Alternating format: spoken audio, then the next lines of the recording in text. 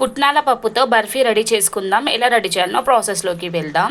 ఇలాంటి సైజ్ కప్పుతో నేను 2 కప్స్ పుట్నాల పప్పు తీసుకున్నాను. ఇదే క్వాంటిటీతో 1 కప్పు బెల్లం తీసుకున్నాను. ఇప్పుడు నేను స్టవ్ పైన బెల్లాన్ని వేసాను, కరుగుతుంది, మీకు చూపిస్తాను.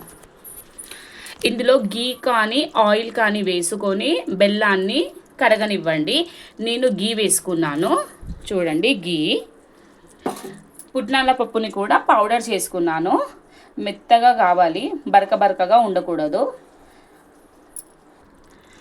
బెల్లం పాకం చిక్కగా అయ్యింది.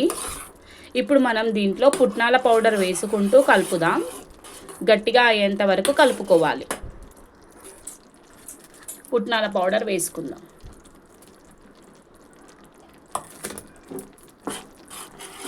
మిక్స్ చేయాలి.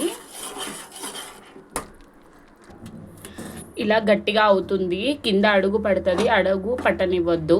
చూడండి, ఇలా అడుగు పడుతుంది, అడుగు పట్టనివ్వద్దు. మంచిగా కలుపుకుందాం. గట్టిగా అయింది, స్టవ్ ఆఫ్ చేసుకుందాం. ఇలాంటి బౌల్ ఒకటి తీసుకొని ఇందులో ఆయిల్ అప్లై చేసుకోవాలి, లేకపోతే గీ అన్న అప్లై చేసుకోవాలి. నేను గీ అప్లై చేస్తున్నాను.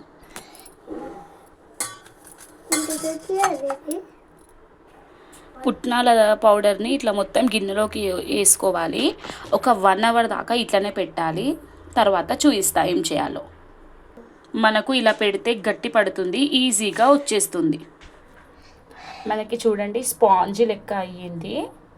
కొద్దిగా వేడిగా ఉంది, ఫ్యాన్ కింద పెట్టుకుందాం, చల్లారుతుంది.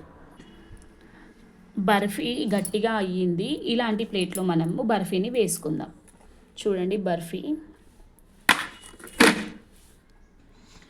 బర్ఫీ మనకు మంచిగా వచ్చింది. నెయ్యి కూడా బాగా కనిపిస్తుంది. ఇప్పుడు దీనికి మనం ఏ షేప్లో కావాలంటే ఆ షేప్లో కట్ చేసుకుందాం. హ్యాపీ బర్త్డే అన్న, హ్యాపీ బర్త్డే. ఎవరిది డాడీ? Happy birthday.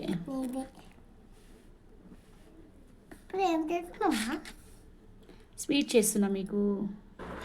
పుట్నాల పప్పు బర్ఫీ రెడీ అయ్యింది. మీరు కూడా రెడీ చేసుకోండి, చాలా టేస్టీగా ఉంటాయి. ఇప్పుడు మా చిన్న బాబుకి ఇస్తున్నాను, ఎలా ఉందో చెప్తాడు. పప్పు స్వీట్ తిను, ఎట్లుందో చెప్పు. కొంచెం తినాలి బేటా.